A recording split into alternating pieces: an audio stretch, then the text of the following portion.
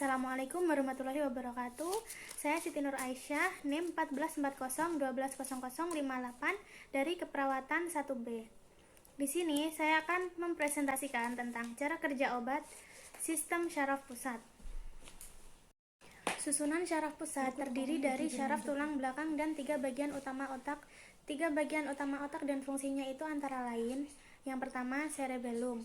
Fungsinya mengendalikan dan mengkoordinasi gerakan-gerakan. Yang kedua yaitu batang otak, mengendalikan fungsi faali dan perilaku otomatis. Yang ketiga yaitu cerebral hemisphere, fungsinya yaitu fungsi-fungsi utama lainnya. Otak berhubungan dengan bagian tubuh lainnya melalui susunan syaraf perifer. Cerebral cortex memiliki 4 bagian atau lobus, yaitu occipital lobus, temporal lobus, parietal lobus, dan frontal lobus. Occipital lobus bisa diartikan penglihatan, temporal lobus bisa diartikan pendengaran, parietal lobus bisa diartikan persepsi badan dan spatial, frontal lobus bisa diartikan perencanaan dan pergerakan.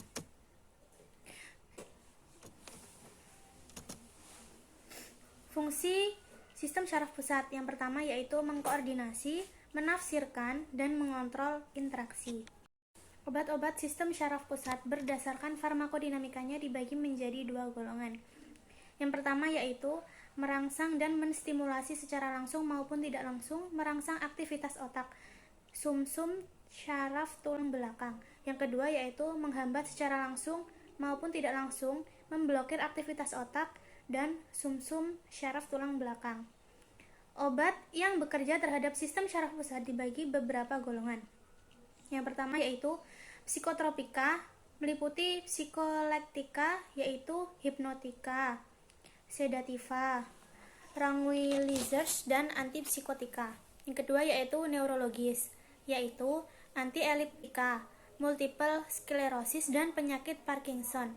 Yang ketiga yaitu jenis obat memblokir perasaan hati, yaitu analgetika, anestetik umum dan lokal. Yang keempat yaitu jenis obat migrain dan vertigo.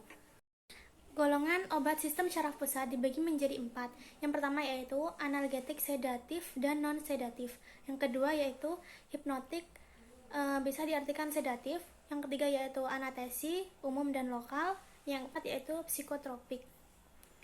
Analgetik atau penghilang rasa nyeri adalah zat yang mengurangi rasa nyeri tanpa menghilangkan kesadaran. Berdasarkan efek farmakologinya, analgetik dibagi menjadi 2, yaitu analgetik narkotik dan analgetik non-narkotik. Yang kedua yaitu analgetik narkotik, disebut juga opioida, adalah zat yang bekerja terhadap reseptor opioid khas di sistem syaraf pusat hingga persepsi nyeri berkurang. Tubuh dapat mensintesa zat opioidnya sendiri, yakni zat endorfin. Berdasarkan kerjanya dapat digolongkan menjadi 3, yaitu agonis opiat, antagonis opiat, dan kombinasi. Analgetik non-narkotik terdiri dari paracetamol, salisilat, penghambat prostaglandin, derivat pirazolinon, dan derivat antranilat. Efek analgetik menghilangkan rasa nyeri tanpa menurunkan kesadaran. Efek antipiretik menurunkan suhu badan. Efek antiinflamasi memiliki anti radang. Efek samping umum, gangguan pencernaan, kerusakan darah, kerusakan hati dan ginjal, dan hipersensitivitas, terutama terjadi bila penggunaan atau lama dalam dosis tinggi. Yang kedua yaitu hipnotik sedatif. Hipnotik adalah substansi yang dapat memberikan efek mengantuk serta mempertahankan tidur. Sedatif adalah substansi yang memberikan efek menenangkan. Klasifikasi obat hipnotik sedatif. Yang pertama yaitu benzodiazepin, yang kedua yaitu barbiturat, yang ketiga yaitu golongan obat non-barbiturat, non-benzodiazepin. Mungkin cukup itu saja yang dapat saya sampaikan tentang cara kerja obat sistem syaraf pusat. Demikian presentasi dari saya. Apabila ada kesalahan kata, saya mohon maaf. Mohon dimaklumi. Terima kasih atas perhatiannya. Assalamualaikum warahmatullahi wabarakatuh.